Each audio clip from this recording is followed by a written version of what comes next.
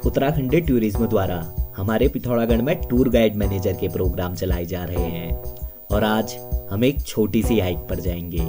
हमारी आज की हाइक 5 से 8 किलोमीटर की रहेगी, गैस गोदाम चंडाक से मोस मानू मंदिर तक। आज हम काफी कुछ नया एक्सप्लोर करेंगे और जानेंगे काफी कुछ नया। आज का एक ट्रैक है हमारा छोटा सा, जिसको हम ट्रेल बोलें तो ज़्यादा बेटर है। तो इस ट्रेल में बहुत सारी चीज़ें हैं जो कि हमारे दाएं बाएं से ही शुरू हो रही हैं, जिन्हें हमें आज एक्सप्लोर करना है। जब भी आप टूर मैनेज करते हैं या टूर में गाइड बन के जाते हैं, बेसिकली अभी सभी जो भी हम लोग स्टार्टअप कर रहे हैं, तो सभी हर कुछ खुद ही करना होता है बंदे ने। तो बेसिक जानकारी आपके पास में होना चाहिए। जैसे टूरिस्ट आया, उसने पूछ दिया कि ये कौन सा प्लांट है, इसका नाम बता पाएगा कोई मुझे? देवदार। अंग्रेजी नाम पता है? Common cedar. तो इस तरीके से मेन जो प्लांट हैं, जो मेन वेजिटेशन है, मेन जगह है आपके आसपास की, इन चीज़ों के बारे में बेसिक जानकारी होना चाहिए सभी को। ये बहुत अटमोस्ट है, सिर्फ टूरिंग की फील्ड के लिए नहीं, लेकिन वैसे भी आपकी आम जिंदगी में भी काम आती है ये चीज़ें। देवदार की नीडल से ही शायद चाय की शुरुआत हुई थी चाइना में बहुत साल पहले। ठीक है, तो ये सब कुछ है। और रास्ते में 1-2 हिस्टोरिकल साइट्स हैं जो कि हम लोग विजिट करेंगे, देखेंगे उन्हें अच्छे से, एक्सप्लोर समझने की कोशिश करेंगे कि किस तरीके से बना होगा ये मॉन्यूमेंट। कुछ बहुत स्टोरीज आप लोग बिल्डअप करके सुना सकते हैं हमें। ठीक है, तो आज का पहला हमारा पॉइंट गैस गोदाम का पिकअप, जो बेसिकली गैदरिंग पॉइंट था, यहाँ पर हम लोग पहुँच चुके हैं। इसके बाद अपन लोग चल रहे हैं PWD गेस्ट हाउस के बगल से जो निकलता है रास्ता ट्रेल का, चंडाक ट्रैक जो बना हुआ है पैदल रास्ता, उसी रास्ते को फॉलो करेंगे। चंडाक मैग्नेसाइट फैक्ट्री के अपोजिट जसोली लला की जो धर्मशालाएं हैं उनसे गुजरेंगे, कारवां सराय जिनका नाम है। उसके बाद अपन पहुंचेंगे चंडाक में मेघना के आसपास से शहर का बहुत अच्छा नज़ारा देखने मिलता है पुराने समय से, उसको एक्सप्लोर करेंगे। उसके आगे चलेंगे। लेप्रेसी मिशन का एक बेस हुआ करता था पिथौरागढ़ टिल 1930s के बाद यहाँ से बेस शिफ्ट हुआ था। तो तब तक का इतिहास यहाँ पर है। चर्च है, उसमें बहुत सारी बिल्डिंग्स हैं, एक हॉस्पिटल है काफ़ी बड़ा, उसको भी देखेंगे। उसके बाद अपन जाएंगे पशुपतिनाथ और उसके बाद जाएंगे मोस्टामानू टेम्पल। तो ये हमारा आज का बेसिक रूटीन हो गया। उसके बाद अपन वहाँ से वापस लौटेंगे, लंच करेंगे नीचे योनार में, मतलब सॉरी हॉलीडे होम में। ठीक है, किसी को कोई डाउट है इसको लेकर? No sir. सभी लोग जूते वगैरह पहन के आए हैं। ठीक है, बेसिकली जो ट्रैक्स होते हैं आपके एक दिन से बड़े होते हैं, बेसिकली 1 डे जो होते हैं आपके वो हाइक होते हैं। ठीक है, हाइक या ट्रैक पे आप लोग ट्रैकिंग शूज यूज़ करते हैं ना। ठीक है, तो जो हम शूलेस बाद में सिखाते हैं उसमें क्रॉस होता है, शूलेस आपके क्रॉस होते हैं। दूसरा, उसके बाद जब आप टाई करते हैं कोई भी नॉट, ठीक है, ट्रैकिंग शूज़ का मैं बता रहा हूँ आपको। नॉर्मली हम एक नॉट बांध के, ठीक है, क्लोज कर देते हैं इसको इतने में ही, हाँ। तो ये बार ज़्यादा खुलता है आपका। तो वहाँ पर आप एक ऑप्शन आपका ये रहता है, इसको आप 2 लूप डाल दो। ठीक है, वही सेम चीज़ करना है, 2 बार घुमानी है। तो ये ऑटोमेटिकली जो लूज़ होता है धीरे धीरे वो कम होता है, उसके बाद ईजिली लूज़ नहीं होता है। ठीक है, उसके बाद कोई भी आप एक जो आप कंफर्टेबल है वो नॉट बांध दीजिए। ठीक, अगर ज़्यादा लंबा है तो एक और बांध दो। ठीक है, यही है बस। बिगिनिंग में आपने क्या करना है, एक की जगह 2 बार इसको घुमा देना है ऐसे। फिर उसके बाद कोई भी जो आपका नॉट होता है उसको बांध दीजिए। लंबा दिख रहा आपको, डबल कर दीजिए उसको। बहुत ज़्यादा लंबा नहीं होना चाहिए, कई बार झाड़ियों में फंस जाता है, इसकी वजह से भी बहुत खुलता है। तो जितना शॉर्ट हो उतना अच्छा है। ठीक है ना। और क्या बोलते हैं, ये जो आपके रफो पैर, ये जो लूप्स हैं, जब आप हाइक करते हैं, क्लाइंब करते हैं, तो हमेशा उनको यहाँ से टाइट करवाइए। शूज़ यहाँ से टाइट कराते हुए जाएंगे आप, यहाँ से पीछे को, ताकि यहाँ से, और अगर जब डाउन जाते हैं तो इसको लूज कर लेते हैं। आप कट करेंगे तो दोनों जूतों में लग जाएगा। वो क्यों होते हैं लंबे? सर्वाइवल के लिए कहीं रस्सी की जरूरत है। हाँ, ताकि कभी किसी रोप की या किसी का फ्रैक्चर हो गया, आपको उसका हाथ सीधा करना है या किसी भी तरह की रोप की ज़रूरत पड़े, तो उस फीते को बाद के इस्तेमाल करते हैं। बहुत उसकी ब्रेकिंग स्ट्रेंथ काफ़ी ज़्यादा होती है, 250-300 किलो लगभग होती है। 250-300 किलो को वेट को वो जर्क को सह सकता है। ठीक है ना, चलिए चलते हैं। तो पाइन जो है बेसिकली, ये काफ़ी सारे लोग इसको लेकर के बोलते हैं कि ये अभिशाप है पहाड़ों के लिए। ऐसा क्यों है? आग लग जाती है, इन्वेसिव है, इज इट? यहाँ पे इसकी पत्तियाँ गिरती हैं और फिजिली होती है। ओके, आग तुरंत पकड़ जाता है। ये वाला वेरी श्योर अबाउट इट। फलता भी नहीं है। एक एक करके सभी लोग एक साथ बोलोगे, किसी को समझ में नहीं आएगा। आगे लंग्स को डिटॉक्स करता है। बहुत बढ़िया अंकित यार, तुमने तो फायदा बता दिया, पहले नुकसान बताने थे। और आगे आप बेरीनाथ में हाँ, क्यों बुरा बोलते हैं लोग इसको, क्या दिक्कत है इसके साथ? चलो, सबसे पहले भाई साहब ने जो पॉइंट बोला पानी सुखा देने वाला, उसका डिक्लासिफिकेशन करता है।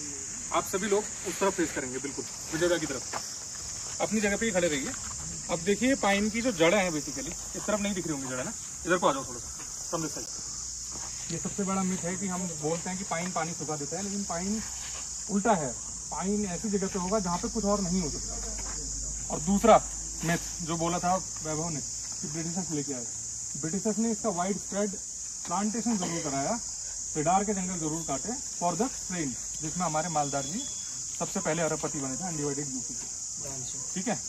लेकिन ये वाला जो पाइन था, ये पाइन हमारा नेटिव है। जो ब्रिटिशर्स लाए थे बाहर से स्पीशीज, वो 3 नीडल पाइन होता है, 5 नीडल पाइन होता है बेसिकली। इस वाले की एक पत्ती उठा के दिखाओ मेरे को कोई, रुको। सी, ये पाइन लीफ है, इसमें नीडल लाइक स्ट्रक्चर होता है, 1 2 3। आप पूरे जंगल में जाओ, कहीं पर भी आपको 5 नीडल वाला अगर मिल गया तो दैट इज इनवेसिव। ये जो है दिस इज पाइनस रॉक्सबर्गी। एक रॉक्सबर्गी करके डॉक्टर थे जिन्होंने, साइंटिस्ट थे बेसिकली, जिन्होंने इस पेड़ को स्टडी किया और इसके मेडिसिनल यूजेज और जो भी इससे फायदे निकल सकते हैं उन सबके आउटकम पे काम किया था। तो दिस इज नेटिव, पहला मिथ ये निकाल दीजिए दिमाग से। वाइड स्प्रेड क्यों हुआ, इसके पीछे आप लोग दिमाग लगाइए, सोचिए कि क्यों ऐसा हुआ होगा कि देवदार के जंगल कटे और पाइन एकदम से फैलता चला गया पूरे इलाकों में, ठीक है। इसको हम करेंगे कवर आगे वाले पॉइंट। चलिए होने की वजह से कभी भी ट्रेल को नहीं छोड़ा जाता। एक ऑलरेडी हम हैबिटेशन लॉस कर चुके हैं, ठीक है ना, एक ट्रेल बना चुके हैं, तो और इधर उधर जाएंगे तो वो प्रॉब्लम हो सकती है। काफ़ी सारे छोटे छोटे जो पूरे इकोसिस्टम के लिए बहुत ज़्यादा ज़रूरी है, छोटे छोटे कीड़े हैं या फिर जो आंखों से नहीं दिखते ऐसे बैक्टीरिया है जो बहुत ज़्यादा इंपॉर्टेंट है, जो पूरे इकोसिस्टम का पार्ट बना रखा है, जिसकी वजह से सब कुछ है, तो उसको हम लोग नष्ट कर सकते हैं। कुछ चीज़ें दोबारा हो जाती है, कुछ चीज़ें कभी नहीं होती, ठीक है ना। ये तो हम लोगों का सब्जेक्ट नहीं है, जो फॉरेस्ट्री का सब्जेक्ट है उनको पता होता है कि क्या क्या चीज़ हमेशा के लिए गायब हो गई, क्या दिखा करती थी, ठीक है ना। कभी एक नेचुरलिस्ट है, उसके साथ मैं हाइक वाइक करता हूँ तो वो बताता है, तो बड़े हैरानी होती है बात सुन के कि ऐसी बहुत सारी थी। और आपको पता है कि ऐसी 526 थी या 500 प्लस थी, तो आप उसे पूछेंगे ऐसी कितनी थी, ताकि हम एक इंटरेक्शन सेशन से पूरे सारी इन्फॉर्मेशन एक्सट्रैक्ट कर सकें। एक इंटरेक्टिव सेशन करेंगे, कोई भी आके बता दीजिए, स्टार्ट कर दीजिए, जैसे थोड़ा बहुत भी पता है, बाकी सब लोग सवाल पूछेंगे, ठीक है ना। सौकैनी के बारे में स्टोरीज पता है, जसूली लला क्या स्टोरीज पता है मुझे, पहले आप लोगों से सुननी है, फिर उसके बाद कंटिन्यू करेंगे आगे। दारमा की अम्मा बोलता हूँ उन्हें, दारमा वैली की दातू, हाँ मतलब दातू की वो दताल हुई, पर वो वैसे पूरी वैली की अम्मा बोलते हैं, क्योंकि एक टाइम पे जब वहाँ गए थे तो किसी को पता नहीं था उनके बारे में। तो एक्चुअल में हुआ ये था कि जब उनके पति और मतलब बेटे की डेथ हो गई थी, तो उसके बाद मोक्ष प्राप्त करने के लिए वो जितना भी अपना धन था वो नदी में दारमा गंगा है जो वहाँ डालती थी। तो जब एक बार एक ट्रैवलर आया था अंग्रेज, तो उसे लगा कि वो क्या डालती है करके, हाँ डालती है, तो फिर उसने देखा, जब पास जाके देखा तो सोना जाके डाल रही थी। तो तब फिर उसने पूछा उससे, तो उसने बताया कि मतलब मोक्ष और वो सारी चीज़ें के लिए वो डाल रही है करके। तो फिर उसने उसे वो दिया, कहते हैं तो मतलब वो थोड़ा डिस्टॉर्टेड भी है कि मतलब आप वो बना सकते हो, ये ट्रस्ट बना के वो कर सकते हैं। एडवाइस दी, बढ़िया, थैंक यू, ये अच्छी इन्फॉर्मेशन पास करी आपने। और किसी को कुछ पता हो इस बारे में? जसुली जो हमारे यहाँ बेसिकली दादी अम्मा बोलते हैं, लेकिन उनकी लैंग्वेज में दादी अम्मा को लला बोलते हैं, तो वो जसुली लला के नाम से फेमस है। तो अपने समय में वो बहुत ही संपन्न परिवार से थे, तो उनके बेटे और हस्बैंड की डेथ होने के बाद उनको ये था कि मेरा तो पीछे अब खाने वाला कोई बचा नहीं है, तो मैं इतने सारे धन का क्या करूँगी। तो जो डोक्का होता है हमारे वहाँ, तो वो डोक्के भर भर के काली नदी में सारा अपना जो धन है वो बहाने के लिए जा रही थी। तो उनको अंग्रेज़ ने देखा, जो उन्होंने उनको समझाया कि आप ये सारा ऐसे नदी में क्यों बहा रही हैं। उस समय भी कैलाश मानसरोवर जो यात्रा चलती थी और बाकी जो यात्राएं चलती थी, तो उन्होंने उनको सजेस्ट किया कि आप इनसे जो भी हैं यात्रियों के लिए मतलब जगह जगह पे उन्होंने शेल्टर बनवाए, वही जो पैसे थे उनसे। बहुत बढ़िया, बिल्कुल बहुत अच्छी। ये स्टोरी सभी ने लगभग सिमिलर सुनाई है और सभी की स्टोरी बिल्कुल सही है। तो किसी के मन में ये सवाल आया कभी कि यार जसूली के पास इतना पैसा आया कहाँ से, लला के पास? तो उनके नाम के साथ एक शब्द और जुड़ता है, सौक्यानी। क्यों बोलते हैं सौक्यानी? क्योंकि उनकी शादी वहाँ पे हुई थी। कहाँ पे? जोहार वैली में, या वो जोहार वैली? जोहार मायका था उनका। जो हमारे वहाँ हमारे कल्चर में जो भोटिया जो वो होते हैं, जो पहले से हम व्यापार करते थे, तो उस समय पे संपन्न थे सब लोग। जो अधिक संपन्न होते थे उनको सौका बोलते थे, और जो उनकी वाइफ होती है उनको सौक्याणी बोलते हैं। बढ़िया, ये अच्छी इन्फॉर्मेशन दी आपने। तो बेसिकली रंग, सौका, जाड़, रोंगपा, ये 4 जो ट्राइब्स हैं, ये जो भोटिया ट्राइब्स हैं उसके 4 ब्रांचेस हैं मेन उत्तराखंड में। उसमें मारछा भी आता है रोंगपा। एक बार रिपीट कर सकते हैं उसमें, थोड़ा रिपीट वही 4। पहले इधर से शुरू करते हैं अपने इलाके से, ठीक है? रंग हो गए, दारमा और व्यास घाटी में रहता है। सौकाज हो गए, जोहार वैली में रहता है, नीति तक भी जाते हैं सौकाज। उसके बाद रोंगपाज आते हैं, और उत्तरकाशी के उस वाले बॉर्डर पे जो कि जाड़ गंगा के पास जाड़ पीपल। बेसिकली 4 जो लोग हैं, बेसिकली 4 जो ट्राइब्स हैं, ये मेजर हैं। इसके सब ब्रांचेस बहुत हैं, इसमें मारछा भी आते हैं, इसमें हाँ तोलछा। तो इस तरीके से मतलब इनके राट जैसे यहाँ पे बोलते हैं, वहाँ पर सब डिविजन हो गए हैं। तो ये अलग अलग चीज़ें हो जाती हैं। तो जसूली लला का जो मायका था दैट वाज जोहार, एंड उनकी शादी हुई दांतू में। तो बहुत ज़्यादा धन संपत्ति थी उनके पास, इतनी थी कि अकूत कह सकते हैं उसे हम लोग। दूसरा हम आप इस पे बहुत ध्यान दीजिएगा। देखिए ये कितनी गलत बात है, ये एक तरीके से क्राइम है कि किसी ऐसी चीज़ को इस रूप में बदल देना। अगर आप बता रहे हैं, इतनी अच्छी स्टोरी बता रहे हैं अपने गेस्ट को, और वो ये देख रहा है एक सीमेंटेड वॉल, तो कितना अजीब सा लगेगा। इस चीज़ में फॉरेनर्स बहुत ज़्यादा हमारे, क्योंकि उनको पता था कि अगर हम ज़मीन का एक टुकड़ा ले रहे हैं जो ऑलरेडी बहुत खूबसूरत है, प्राकृतिक, ठीक है, नेचुरली बहुत सुंदर है, अगर हम उसको बना रहे हैं तो हम कम से कम उसको कंपलसेट कर सकें कुछ सुंदर बना के। इसलिए उनकी बिल्डिंग इतनी ज़्यादा सुंदर होती है। देखा आपने ब्रिटिशर पुराना अगर नैनीताल आप देखेंगे, जो गवर्नर हाउस, जो पूरा विंटेज ट्रेल है नैनीताल का, उसमें इतनी सुंदर सुंदर बिल्डिंग इतनी पुरानी है, 100-150 साल पुरानी और बहुत सुंदर है। पर उसी के ऑपोजिट में हमारा इंडियन कंस्ट्रक्शन है 7 नंबर नैनीताल का, जो अभी डेंजर जोन में भी है। उसमें इतने गंदे गंदे मकान आड़े टेढ़े बना रखे, स्लम जैसा पूरा एरिया बनाया हुआ है, ठीक है ना। तो एक बहुत पॉपुलर टर्म था, एक राइटर थे फ्योदोर दोस्तोयेव्स्की, आपने सुना होगा शायद उनका नाम, फ्योदोर दोस्तोयेव्स्की, इडियट करके उनकी एक किताब थी। तो उसमें उन्होंने एक लाइन का जिक्र किया था, एक लाइन लिखी थी उसने, only beauty can save the world. उस फ्रेज के ऊपर फिर बहुत सारी रिसर्च चली, बहुत थियोलॉजिस्ट, बहुत फिलोसफर्स, बहुत ऑथर्स। उस पर्टिकुलर लाइन पे आप गूगल में सर्च कीजिएगा, only beauty can save the world, Fyodor Dostoevsky. तो उन्होंने बताया हुआ कि कितनी ज़्यादा इंपॉर्टेंट है आसपास की चीज़ों को सुंदर रखना। जी, अगर हमारे आसपास सुंदरता नहीं हुई तो किस तरीके से हम लोग हमारी पर्सनालिटी डिमिनिश होती है और हम अपना जीवन नहीं जी पाते। तो आसपास की आर्किटेक्चरल ब्यूटी, म्यूजिकल ब्यूटी, ये सब कुछ सुंदर होना बहुत ज़्यादा ज़रूरी है। इसलिए आपने देखा होगा ब्रिटिशर्स की जितने भी पुरानी चीज़ें, उसमें एक एक चीज़ बहुत सुंदर होती है। उनके बटन्स, उनके लाइट के होल्डर्स, ठीक है ना। हम लोग आज आलस के कारण जो सारा मॉड्यूलर चीज़ चल रहा है, आप देखिए जितनी भी चीज़ें हमारे नए घर बन रहे हैं वो स्क्वायर या रेक्टेंगल है, खाँचों में डाला और बना दिया। पर वहाँ आर्क यूज़ किए जाते थे जो बहुत मुश्किल होते थे डिज़ाइन करने, ठीक है। उनकी छोटी से छोटी चीज़, सटल से सटल चीज़ बहुत ज़्यादा सुंदर हुआ करती थी, क्योंकि उस समय लोग सीखने का जरिया लोगों का लिटरेचर हुआ करता था, साहित्य। जो लोग लिखा करते थे वो लोग वो पढ़ते थे और उस हिसाब से प्रिजर्व करते थे अपनी जगह को। तो ये जो पर्टिकुलर फ्रेज है, only beauty can save the world by Fyodor Dostoevsky, इस पर अच्छी अच्छी वीडियोस भी है, मैं आपको लिंक शेयर कर दूंगा क्लास में, आप उसको देखिएगा और आपको जानकारी होगी कि ये बहुत आम बात नहीं है। ये सिर्फ गुस्सा होने वाली या फिर जिसने ये किया उसको गाली देने वाली बात नहीं है कि उसने ऐसा क्यों कर दिया, पुरानी सुंदरता को बनाकर ऐसा नया मॉड्यूलर क्यों कर दिया। पर उसके पीछे बहुत बड़ी फिलॉसफी है कि इससे क्या असर पड़ रहा है हम लोगों पे, क्या घाटा हो रहा है। तो आपको पता लगेगा कि आपकी आसपास वाली चीज़ ब्यूटी हो, उसमें ब्यूटी होना क्यों ज़रूरी है, ताकि आप भी अपने घर के अंदर अपने आसपास वाली सारी चीज़ को ब्यूटीफाई कर सके। छोटी से छोटी चीज़, चाहे आपका पेन स्टैंड क्यों ना हो, हर चीज़ में सुंदरता होनी क्यों ज़रूरी है, किस तरीके से हमारी लाइफ से रिलेटेड है ब्यूटी, ठीक है ना। तो उस समय ये काइंडनेस, लव और चैरिटी, कोई 3 ऐसे लिम्स थे जिन पे पूरी लिटरेचर लिखा जाता था कि काइंडनेस बहुत ज़्यादा ज़रूरी होनी चाहिए, लव बहुत ज़्यादा ज़रूरी होना चाहिए। और फिर ये 4th ऐड हुआ ब्यूटी, कि इन सब चीज़ से पहले ब्यूटी ज़्यादा इंपॉर्टेंट है, एस्थेटिक, जो एस्थेटिकल इम्पोर्टेंस है किसी भी चीज़ की। तो आप लोग देखिएगा, आपको बहुत इंटरेस्टिंग चीज़ें जानने को मिलेंगी इसमें। Only beauty can save the world phrase लिखकर फियोदोर दोस्तोयेव्स्की लिखिएगा, ठीक है ना। उसकी वीडियोस देखिएगा और उसके बारे में पढ़िएगा, तो आपको पता लगेगा और आप लोगों से इंटरेक्ट कर पाएंगे कि why it is very important to preserve the things the way it is, क्यों ज़रूरी है उन सब चीज़ों का। ये जितना है ना, ये जितना दिख रहा है, ये नॉर्मल चीज़ नहीं है। इसके ऊपर भी एक डॉक्यूमेंट्री बनाई थी यहाँ लोगों ने, ठीक है। आप यूट्यूब करोगे तो शायद मिल जाएगा।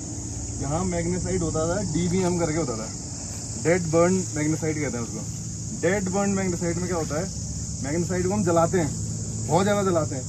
वो जो ऊपर से दिख रहा है ना, उसके ऊपर जो सीमेंट बन रहा है वो डिपॉजिट है उसका, वैसा ही डिपॉजिट ये भी है जितना है ये।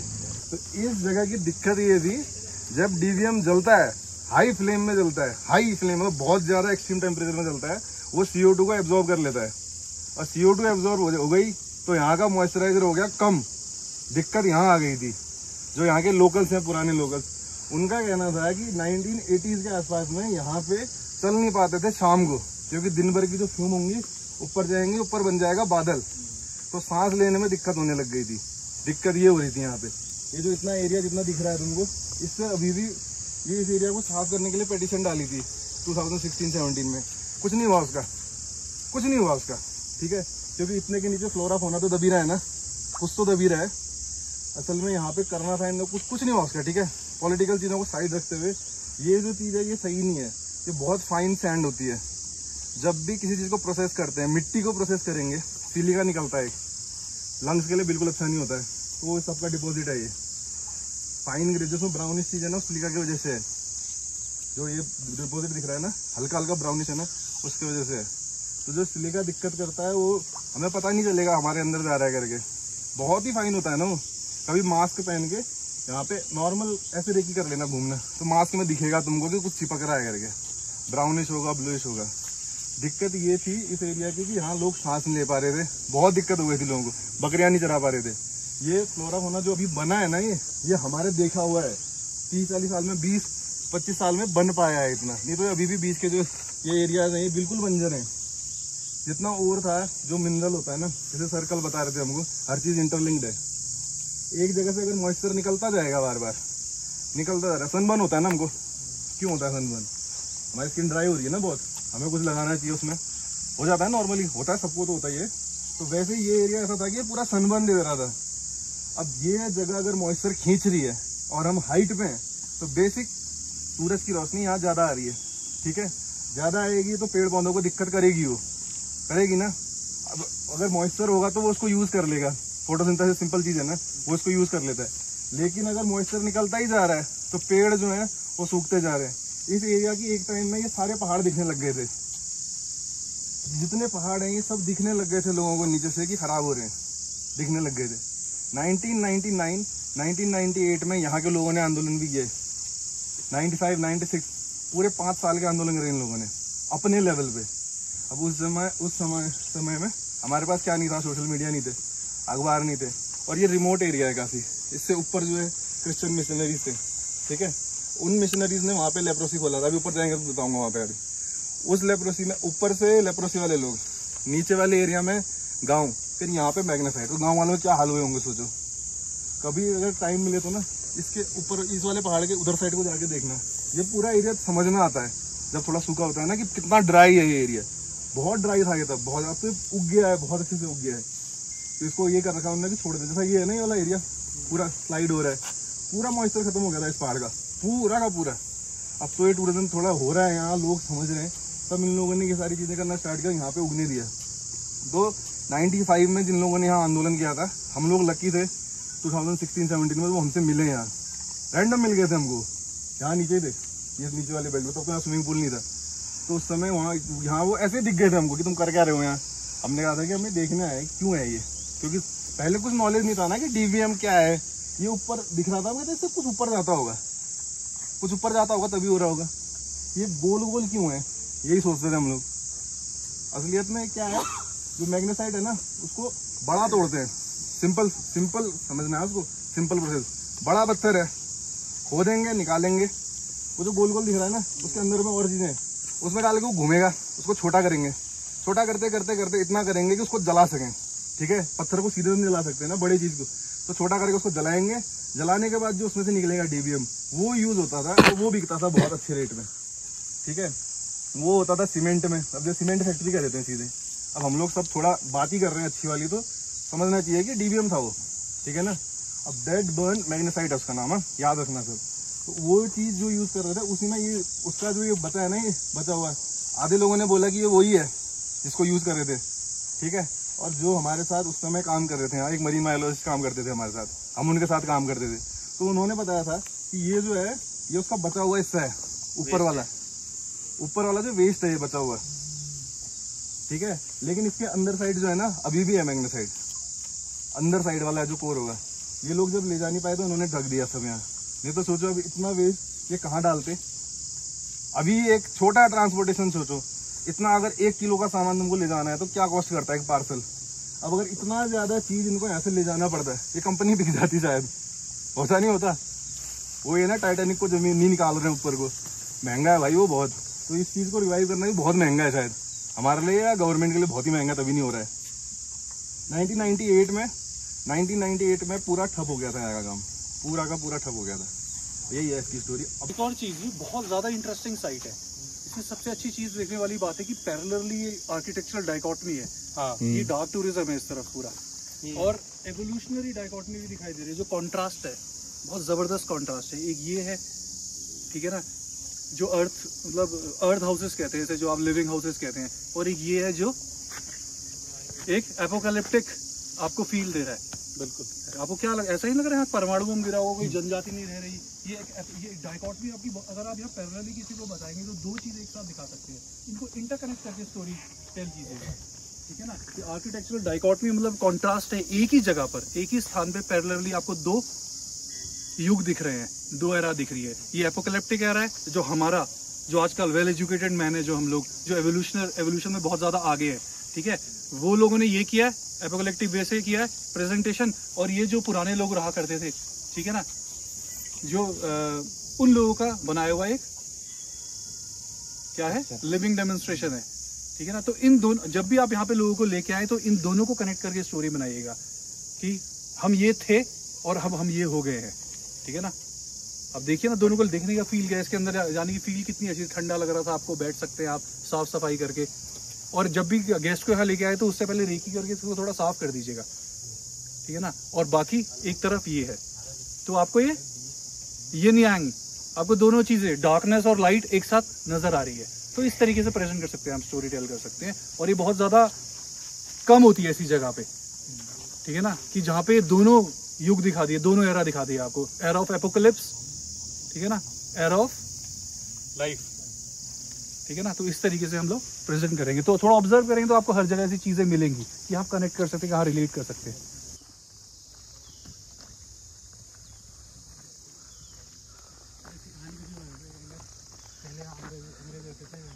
मिस रीड नाम सुना है? सुना है ना, भाई ने सुना है और ने सुना है। ठीक है, मिस रीड नाम की एक लेडी थी, मिशनरी वर्क करते थे। मिशनरी वर्क सब समझते हैं। मिशनरी वर्क डार्क साइड नहीं देखनी है, अच्छी अच्छी बातें करनी है। कि मिशनरी वर्क ये है कि हम सारे के सारे काम कर रहे हैं जिसमें हम अपने एरिया को डेवलप कर रहे हैं। हम जैसे मंदिर बना रहे हैं ना आजकल, उत्तराखंड में तो वैसे भी हमारी पॉलिसी चल रही है, मंदिर बना रहे हैं, सब कुछ हम ज़्यादा चीज़ें कर रहे हैं। तो मिस रीड के नाम में यहाँ पे ज़्यादा काम हुआ है। वो बैथल देख रहे हैं सब, ये हिब्रू वर्ड है, इंग्लिश वाला वर्ड नहीं है ये। अब मैं इसको प्रोनाउंस सही कर रहा हूँ नहीं कर रहा हूँ, आई डोंट नो। वो बैथल लिखा है, ठीक है, उसका मतलब होता है हाउस ऑफ गॉड। उसके नीचे लिखा भी है ईश्वर का। ठीक है, 1886 में जब यहाँ मिशनरी वर्क बहुत ज़्यादा हो रहा था, उस समय इस एरिया के लोगों में दिक्कत थी कि क्या पता फैक्ट्री से हो, यू नेवर नो ना। कम, क्योंकि उस समय कोई आदमी ऐसा नहीं है जो इतना अच्छे से बता सके हाँ भाई इसी से हो रहा था। तो इस एरिया में लेप्रोसी का इलाज हो रहा था बहुत ज़्यादा। 40 लोगों का था यहाँ, कहते हैं कि जो अच्छे से हॉस्पिटल था। अब धीरे धीरे करके, मैं पहले भी कह रहा था, जब फैक्ट्री छोटी हो गई है तो एक पीछे देखोगे तो पूरा एरिया मतलब छोटा हो गया है, ये गायब हो गई हैं चीज़ें। यहाँ पे लकड़ियाँ थी, दरवाजे, लकड़ी दरवाजे थे, देखा होगा यहाँ लोकल जो है, जला दिए, देखा होगा गायब हो गई हैं वो चीज़ें। अब ये यहाँ पे अभी बिल्डिंग में देख रहा हूँ पिछले मंथ तक ये थी यहाँ पे, पता नहीं क्या चल रहा है, कुछ हो रहा है डेवलपमेंट नहीं हो रहा है, कैसे हो रहा है वी नेवर नो। अब उसकी तरफ ज़्यादा ध्यान नहीं देना। तो जो मिस रीड थी उन्होंने काफ़ी यहाँ पे काम किया, लेप्रोसी के ऊपर भी काम किया उन्होंने। उनका जो मिशन था उसके अंदर एक कैटेगरी थी, सब कैटेगरी, जिसमें कि वो लेप्रोसी वालों को हेल्प करते हुए। अब लोगों का ये रहता है कि चंडाक ही क्यों, लेप्रोसी ऐसी जगह होनी चाहिए ना जहाँ नज़दीक हो। उस समय क्या था ना, जैसे अभी स्टेराइल सेंटर्स हो जाते हैं, हमने लॉकडाउन में अपने घर को ही स्टेराइल किया था, छोटा छोटा तो किया ही था सबने, क्वारंटीन से। हाँ क्वारंटीन, ठीक है। तो क्वारंटीन करने की जगह पिथौरागढ़ में यही दिख रही थी। और क्या है कि नेचर के नज़दीक है, ठीक है, तो नेचर के नज़दीक है तो हील होने का चांस, आदमी को वैसे ही शांति मिला है, पीस ऑफ माइंड देखो। पहले हम यहाँ कहते थे आओ सुकून ले लो थोड़ा, जो नीचे पीने वाले भी होते थे ना उनसे भी कहते थे आओ सुकून लोगे थोड़ा, आओ बैठो यहाँ थोड़ी देर, है नहीं शांति, सुनो थोड़ी देर शांत हो, सिंक में आ जाओगे ना जब इस एरिया से, तो खुद ही मतलब हैपनिंग लगता है हर चीज़, बैठे भी रहोगे ना मज़ा आएगा इस जगह में। जब मिशनरी वर्क यहाँ हो रहा था उस समय 40 लोगों का बहुत अच्छा हॉस्पिटल था यहाँ पे, मतलब 97 से पीछे की कहानी है सारी की सारी है, ठीक है। जब इसका ये जो एरिया ब्लूम में था 1886 में तो ये स्टार्ट हुआ था, मिशन स्टार्ट हुआ था ना 1997 में खत्म हो गया था यहाँ से मतलब पूरी तरह की अब हट जाओगे। अब इसमें रिलेशन बहुत अच्छे बनते हैं। अगर 97 में यहाँ से गायब हो गया है तो नीचे 98 में फैक्ट्री तो बंद होगी। कुछ हुआ था मतलब उस समय में बहुत बड़े लेवल पे, या यहाँ के लोगों को हुआ था कि यार ये चीज़ें हमें सही करनी चाहिए, कुछ इम्प्रूवमेंट करना चाहिए। जब यहाँ पे लेप्रोसी था, मैं उसमें था, लेप्रोसी में था ना, तो लेप्रोसी में क्या होता है ना, लोगों को आइसोलेट करना पड़ता है, क्योंकि उसमें कहते हैं होता है वो लोगों को हो जाता है, तो इसीलिए हाँ, तो इसीलिए आइसोलेशन के लिए इस एरिया को चुना गया। किसी ने नहीं पूछा मेरे से चंडाक का नाम चंडाक क्यों है, कोई तो पूछते चंडाक का नाम चंडाक क्यों है। अब इसके बहुत कहानियाँ हैं और रिलेटेबल कहानियाँ मेरे को जो लगती है, जैसे चंद्र राजा थे ना, यहाँ चंद्र राजा थे, डाक का मतलब होता है रिज, रिज को हिंदी में कहते हैं धार। अगर नीचे से देखोगे तो यहाँ धार है, धारी तो एक हिसाब से, ठीक है। तो चंडाक मतलब क्या होगी, चंद लोगों की धार, एक लॉजिक तो ये बन गया, ठीक है, क्योंकि यहाँ चंद्र डायनेस्टी। और दूसरे लोगों का ये कहना था कि यहाँ से चंद्रमा बहुत अच्छा दिखता था। मैंने कहा यार यहाँ से अब रिलेटेबल चीज़ जो ज़्यादा लगती है मुझे वही ज़्यादा लगती है, क्योंकि सामने उदयपुर पहाड़ भी है ना। अब नीचे जाते हो, उमेश भैया ने बताया होगा, अगर नीचे उदयपुर पहाड़ है, जो नीचे कोई उदयपुर नाम से पहाड़ है, उस पहाड़ का नाम ही उदयपुर है, ठीक है। तो चंद्र डायनेस्टी का अगर हम पढ़ेंगे तो तब हमें लगता है कि शायद उस वजह से इस जगह का नाम हो। अब बाकी फिर लोकल जो कहानियाँ हैं वो तो हर गाँव में हर घर की अलग होती है, कंक्रीट कर नहीं सकते उसको, जितना रिलेटेबल है यही चीज़ है। और मिशनरी वर्क यहाँ होते थे, इस वजह से ये 1886 की जो मिस रीड थी उनका काफ़ी नाम है इस एरिया को डेवलप करने में। ये बहुत, अब एक्चुअली क्या है ना, ये थोड़ा विवादित जगह भी है शायद, क्योंकि लोगों के बीच में यहाँ होता है एफर्ट, क्योंकि घर गायब हो रहे हैं। अब किसी का तो होगा ये गायब हो रहा है, आगे साइड वाला एरिया जो है गाँव वालों को लगता है कि उनका है, कुछ भी हो सकता है ना, पॉलिटिकल चीज़ों को साइड करके अगर सोचे तो हम तो एक्सप्लोर करने आए। तो बेसिकली ये ध्यान रखो, एक वर्ड जो नया ऐड हुआ डिक्शनरी में, दरअसल मतलब ये ईश्वर का घर हिब्रू वर्ड है, ठीक हो गया। और मिस रीड थी जिन्होंने यहाँ बहुत ज़्यादा काम किया, वो मिशनरी वर्क बहुत ज़्यादा हुए हैं यहाँ पे। डेवलपमेंट जो हुआ ये जो इन्वायरमेंट बचा है शायद इन्हीं की वजह से बचा हो, है ना। मेन बात ये है कि इन्वायरमेंट जो बचा है, जो शांति बची है इन्हीं की वजह से बची है, क्योंकि डेवलपमेंट तो फुल एक्सीलेटर चल रहा है ना हर जगह। जैसे ये जगह खाली हो रही है, क्या पता यहाँ डेवलपमेंट हो दोबारा, टूट के अच्छा बने कुछ। सब चीज़ें किसी को कुछ पूछना है किसी चीज़ से रिलेटेड कि क्या क्यों कैसे है, किसी के अंदर कुछ क्वेरी। कैथेड्रल्स हो गया, चर्च हो गया, जो भी वर्शिपिंग प्लेस थे वो जीसस के क्रूसिफिकेशन से रिलेटेड थे। तो इनकी डार्क आर्ट थी, इसको विक्टोरियन गॉथिक स्टाइल कहते थे। गॉथिक मतलब थोड़ा जो डार्क चीज़ें होंगी। तो इनके सारे अंदर भी देखेंगे तो जितने भी आप विक्टोरियन गॉथिक स्टाइल में जाएंगे, अब नीचे वाला चर्च में गया न्यू मेथोडिस्ट में जाके देखूंगा उसमें, तो उसमें कुछ फीचर्स होते थे, जैसे ट्रेसरी हो गया, गार्गोइल्स होते थे, पानी का जो स्रोत था उसमें शेर का मुंह होगा या कोई डेविल का मुंह होगा। ट्रेसरीज होती थी, उन्होंने बनाने की कोशिश की, क्रूसिफिक्स मार्क की गोल है जो, उनको ट्रेसरीज कहते थे। रिब वॉल्ट थी कि हमारे जो कंकाल होता है, जैसे हमारा कंकाल रिब्स होती है ना, वैसे वॉल्ट्स होते थे, वैसे आर्च होते थे। तो अंदर जाके आप देखो ये बटरेस होते थे कि हाथ पैर निकले हुए हैं किसी दानव के। तो पूरे चर्च जो जितने भी विक्टोरियन गॉथिक स्टाइल 18वीं सेंचुरी में बने हुए हैं, कैथेड्रल वर्शिपिंग अपना रहने की जगह नहीं बनाते थे वो, बिकॉज ऑफ द जीसस का क्रूसिफिकेशन उसकी डेथ से रिलेटेड था। तो वो सारा डार्क आर्किटेक्ट था जितना भी बना हुआ है। इसको और अच्छी तरह जानना है तो आप वो डाविंची कोड करके एक फिल्म देख सकते हैं, उसमें काफ़ी अच्छी तरीके से बताया हुआ है। ये पिलर आप देख रहे हैं, ये स्टोन पिलर है पूरा का पूरा। This is called Roman Tuscan. ये यूरोपियन आर्किटेक्चर का बहुत बेहतरीन नमूना होता है। इस टस्कन पे ही पूरे बिल्डिंग का जो फ्रंट का लोड होता है ना, वो सारा ये टस्कन झेलता है। टस्कन मतलब समझ रहे हैं? टस्क मतलब होता है हाथी का दांत, तो हाथी का पैर भी बोलते हैं इसको, वैसे कॉमन भाषा में समझने के लिए। और जो ये आप आधा टूटा हुआ एक हिस्सा देख पा रहे हो ना सामने, ये एक ब्रिटिश आर्क हुआ करती थी। इसके साइज से अनुमान लगा सकते हो कि कितनी बड़ी आर्क होगी इधर तक। की स्टोन वगैरह सब कुछ था इसमें, लेकिन अब ये इतना सा ही बचा है। और फिलहाल लेप्रेसी मिशन के बारे में आप लोगों ने सुन लिया, 1915 में स्टार्ट हुआ था and this was the base of northern Himalaya that time. Kumaon region में सबसे बड़ा हॉस्पिटल यही था। दूर दराज से लोग इलाज कराने यहाँ पहुँचते थे। क्यों पहुँचते थे? ठंडा। जब आपको कुष्ठ रोग के बारे में पढ़ाई करेंगे आप या उसको जानते होंगे तो उसमें आपको ये ज़रूर पता होगा कि कुष्ठ रोग गर्मी से ज़्यादा परेशानी करता है। पेशेंट छटपटाने लगता है, उसको बेचैनी रहती है बेचारे को, हमेशा खुजली या कुछ ना कुछ इरिटेशन उसको फील होती रहेगी। अगर ठंडे इलाके में चले जाएंगे तो ये इरिटेशन थोड़ा सा कम हो जाती है। तो इसलिए ये एकदम सॉलिट्यूड में एक इलाका था जिसे चुना गया for the leprosy mission hospital. बहुत सारा कुछ है छोटा मोटा, आप देखते देखते आगे निकलेंगे। इसमें ना इसका जो पूरा आर्क था उसमें इतना बड़ा की स्टोन था। की स्टोन होता है ना जिसको पूरा वेट समझता है। तो हम जब जो लंदन फोर्ट में है ना वो छोटे छोटे हैं, वो भी अच्छे हैं, लेकिन जो इसका की स्टोन था ना वो इतना बड़ा था, इतना बड़ा था। सबसे बढ़िया इमारत अगर देखने लायक थी तो यही थी। नॉट वेरी श्योर सर, ये पूरा था पीछे तक, ये बिल्डिंग थी पूरी। तो अपनी आज की डेस्टिनेशन मोस्ट मानू मंदिर तो पहुंच चुके हैं यार। तो मोस्टा मानू मंदिर जो लिखते हैं हम लोग वो गलत है एक्चुअली। नेपाली एक शब्द है जिसका अर्थ होता है मानू, उसका मतलब होता है मंदिर। और वो हमारे कुमाऊं के क्षेत्र में नेपाली लैंग्वेज का बहुत अच्छा इन्फ्लुएंस है पुरातन काल से ही। तो उसके बहुत सारे शब्द हमें देखने के लिए मिलते हैं, जैसे चूल्हा हो गया और हाँ और चूली हो गया। इस तरीके से बहुत सारे शब्द हैं। धार भी इवन नेपाली में भी बहुत इस्तेमाल होता है। मिली जुली लैंग्वेजेस हैं। तो किसी भी शब्द को अगर आप सुनते हैं पहली बार तो कोशिश करिए कि उसको डिराइव करने का प्रयास करिए कि कहाँ से ये शब्द आया। उसी शब्द के हिस्ट्री बारे में पढ़ने से आपको उस मंदिर के बारे में, उस जगह के बारे में काफ़ी कुछ पता लग जाएगा। ठीक हो क्या? तो सामने हमारे मोस्टा का मंदिर है। बहुत लोगों की मान्यता है कि बरसात जब यहाँ नहीं होती है शोर घाटी में, तब मोस्टा को कलश में लाके जल चढ़ाया जाता है और फिर बरसात हो जाती है। ठीक है? इंद्र देवता जैसे बरसात के देवता माने गए हैं, वैसे ही हमारे पहाड़ी रिचुअल्स में इनको बरसात का देवता माना गया है। मैं पहले करा दो ना, पेड़ को अच्छा नहीं लगता है।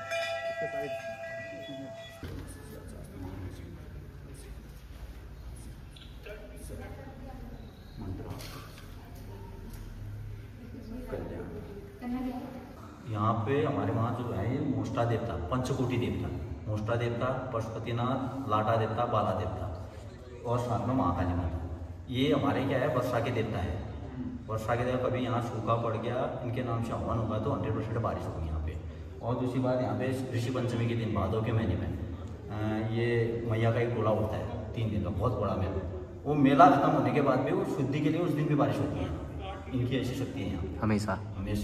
नेपाल के देवता हो गए हमारे। नेपाल से कोई ये शक्तिपीठ उठा के लेके आए तो यहाँ से फिर ये शक्तिपीठ उठा नहीं पाए, नहीं तो महाकाली पहले हुई हमारे यहाँ पे। अच्छा, पहले महाकाली हुई, मोस्टा देवता बाद में आए। पंचकोटि देवता हुए, पशुपतिनाथ, लाटा देवता, बाला देवता, मोस्टा देवता, महाकाली। और ट्राई करें,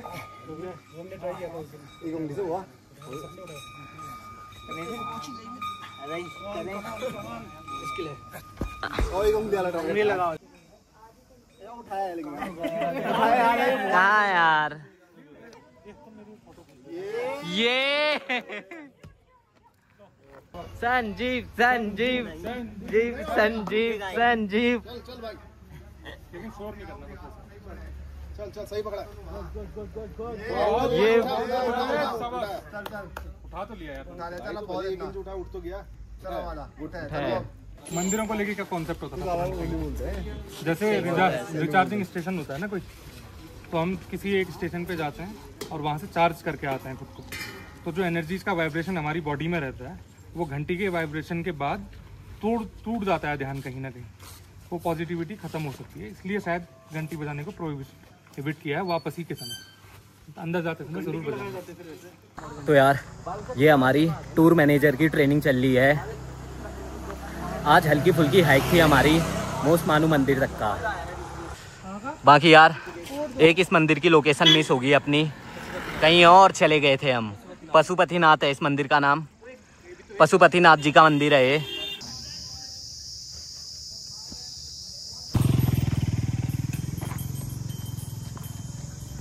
कंप्लीट हुई हमारी आज की हाइक। अब चलते हैं लंच करने यार, और आज के ब्लॉग को यहीं एंड करते हैं। उम्मीद करता हूँ आपको आज का ब्लॉग पसंद आया हो। बाकी मिलते हैं आपसे नेक्स्ट ब्लॉग में।